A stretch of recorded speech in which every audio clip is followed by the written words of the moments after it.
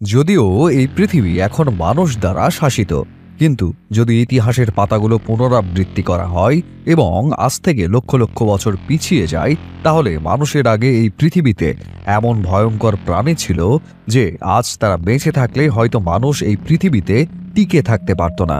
বিশ্বের বিষয়ের আজকের এই ভিডিওতে আমরা এমন 10টি ভীতিকর প্রাণীর কথা বলবো যারা লক্ষ লক্ষ বছর আগে বিলুপ্ত হয়ে গেছে, কিন্তু আজও যদি তাদের কথা বলা হয় তাহলে তাদের নাম শুনেও অনেকে ভয় পেয়ে যায়।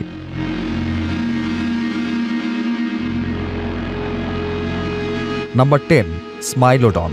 স্মাইলোডন নামের এই ভীতিকর প্রাণীটিকে আপনারা সিনেমা বা কোনো ভিডিওতে দেখেছেন। এই মাংসাশী প্রাণীটি দেখতে খুব ভয়ঙ্কর ছিল।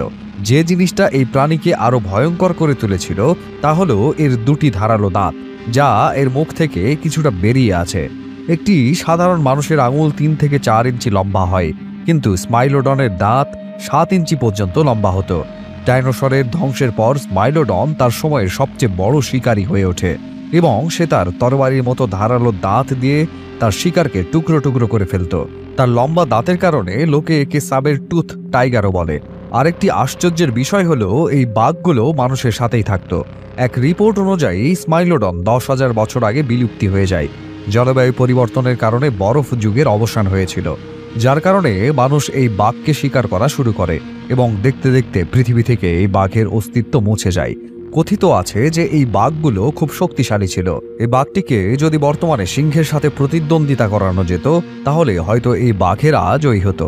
নাম্বার 9, জিগ্যান্ডোপ্যাথিকাস। আপনারা নিশ্চয়ই সিনেমায় কিং কং নামের এই চরিত্র দেখেছেন, যাকে প্রায়ই ডাইনোসর এবং কুমিরের সাথে লড়াই করতে দেখা যায়। কিং কং দেখতে বেশ শান্ত, কিন্তু মজার বিষয় হলো কিং কং নামে আসলে কিছুই নেই। এটি একটি কাল্পনিক সিনেমার চরিত্র যা জিগ্যান্ডোপ্যাথিকাস দেখে তৈরি করা হয়েছিল। জিগ্যান্ডোপ্যাথিকাস ছিল বিশ্বের বৃহত্তম বানর প্রজাতি, যেটি আজ থেকে 1 লক্ষ বছর আগে এই পৃথিবীতে বাস করত। যদিও এই বানরটি ছিল খুবই শান্তিপ্রিয় প্রাণী, যা কারো কোনো ক্ষতি করে না, কিন্তু যখনই এটি মানুষের দ্বারা আক্রান্ত হয়েছে তখনই তারা সেই আক্রমণের উপযুক্ত জবাব দিয়েছে। এই বানরটি কিংকং এর মতো বড় ছিল না, তবে এটি সাধারণ মানুষ এবং অন্যান্য গরিলাদের চেয়ে অনেক বড় ছিল এবং এটিও বরফ যুগের সাথে শেষ হয়েছিল। নাম্বার 8, মেগানিউরা। আমরা যদি পোকামাকড়ের কথা বলি তাহলে পৃথিবীতে এমন অনেক পোকামাকড় আছে যেগুলো দেখলেই ভয় লাগে, যদিও বর্তমানে পোকামাকড়গুলো দেখতে বেশ ভীতিকর। আমরা যদি পেছনে ফিরে যাই তাহলে মেগানিউরা নামে এই পোকাটি ছিল বিশ্বের সবচেয়ে বড় পোকা। এটি দেখতে ড্রাগন ফ্লাইয়ের মতো, তবে এটি সাধারণ ড্রাগন ফ্লাই থেকে অনেক বড় ছিল। এত বড় ছিল যে এর থেকে বড় কোনো পোকা আগে দেখা যায়নি। কিছু মানুষ এতটাই ভীতু যে তেলাপোকা দেখলেও ভয় পেয়ে যায়। একবার ভাবুন তো, এই পোকা বেঁচে থাকলে ওই মানুষগুলোর কি অবস্থা হতো। একটি হিসেব অনুযায়ী ডাইনোসরেরও আগে এই পৃথিবীতে মেগানিউরন ছিল এবং তারপর ডাইনোসর যুগে তারা সব বিলুপ্ত হয়ে গেছে। নাম্বার 7, হেলিকর্পিয়ান। আপনি নিশ্চয়ই অনেক অদ্ভুত মাছ দেখেছেন, কিন্তু এই মাছটি দেখার পর আপনি আরও অবাক হয়ে যাবেন, কারণ এমন অদ্ভুত এবং ভীতিকর মাছ আপনি আগে কখনো দেখেননি। এই মাছটির নাম হেলিকর্পিয়ান এবং এর মুখের ওপরের অংশে কোনো দাঁত নেই। এর নিচের দাঁতের জায়গায় একটি ঘূর্ণায়মান ব্লেড ছিল, যা দিয়ে এটি তার শিকারকে এক আঘাতে 2 টুকরো করে ফেলত। এখন নিশ্চয়ই ভাবছেন যে এই মাছ কিভাবে খাবার খেত। শিকারকে মেরে ফেলার পর এই মাছটি মুখ দিয়ে তার ধারালো ব্লেড দিয়ে পিষে ফেলত এবং শিকারকে ছোট ছোট টুকরো করে গিলে ফেলত। এই মাছটিও ডাইনোসরের আগে এই পৃথিবীতে ছিল। প্রায় 27 কোটি বছর আগে পৃথিবী থেকে এর প্রজাতি বিলুপ্ত হয়ে যায়। নাম্বার 6, পেন্টিকপ্টারেস। বিচ্ছু এমন একটি প্রাণী যার নাম শুনলেই ভয় লাগে, কিন্তু এখনকার বিচ্ছুগুলো খুবই ছোট আকারের এবং তবুও এটি এতটাই বিপজ্জনক যে এটি যে কাউকে মেরে ফেলতে পারে। কিন্তু আমরা যদি পেছনে ফিরে যাই তবে এই পৃথিবীতে এমন ভয়ঙ্কর বিচ্ছু ছিল যাদের আকার একটি মানুষের চেয়ে অনেক বড় এবং এই বিচ্ছুটি সমুদ্রের গভীরে বাস করত। এই বিচ্ছুদের নাম ছিল পেন্টিকপ্টারেস এবং এরা খুবই বিপজ্জনক শিকারী ছিল। তারা যে কোনো মাছ ও প্রাণীকে শিকার করে খেত, কিন্তু আবহাওয়ার পরিবর্তনের কারণে তাদের খাদ্য খুঁজে পাওয়া কঠিন হয়ে পড়ে এবং তারা নিজেরাই একে অপরকে খেতে শুরু করে, যার কারণে তাদের প্রজাতি বিলুপ্ত হয়ে যায়। Number 5, Mosasaurus. মোসাসরাস নামের এই ভীতিকর প্রাণীটি না কোনো ডাইনোসর ছিল না ছিল কুমির। এটি ছিল খুবই বিপজ্জনক সামুদ্রিক একটি প্রাণী, যা অনেক সিনেমায় দেখানো হয়েছে।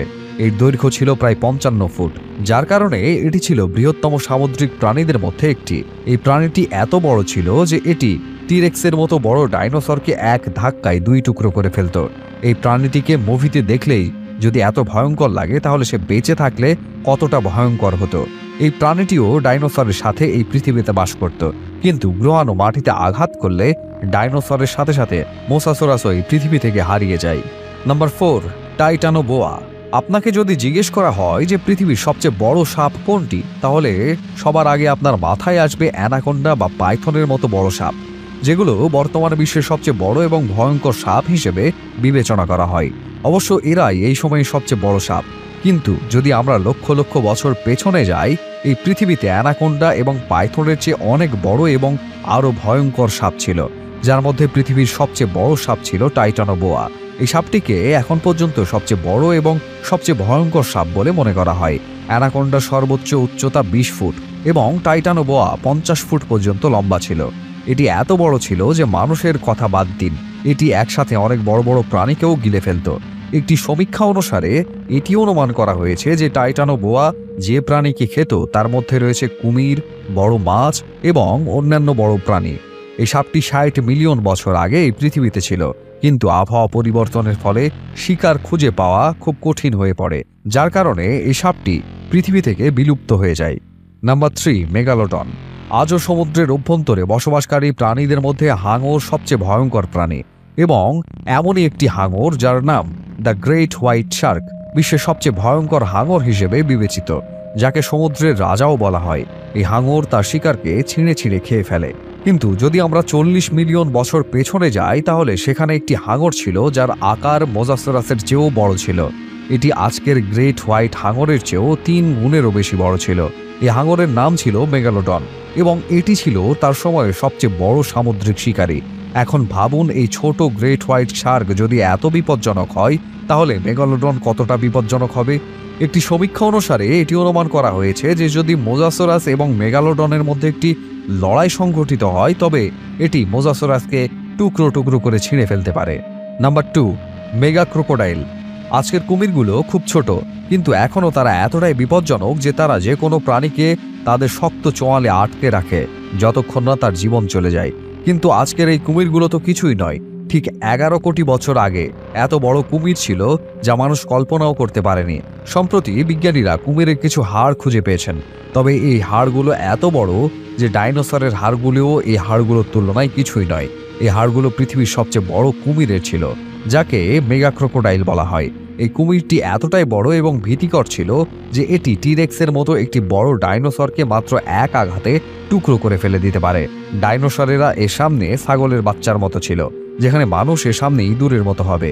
এই কুমিরের দৈর্ঘ্য ছিল 30 ফুট এবং ডাইনোসরদের মৃত্যুর পর এই কুমিরটির খাবার খুঁজে পাওয়া খুব কঠিন ছিল, যার কারণে এই কুমিরটিও বিলুপ্ত হয়ে যায়।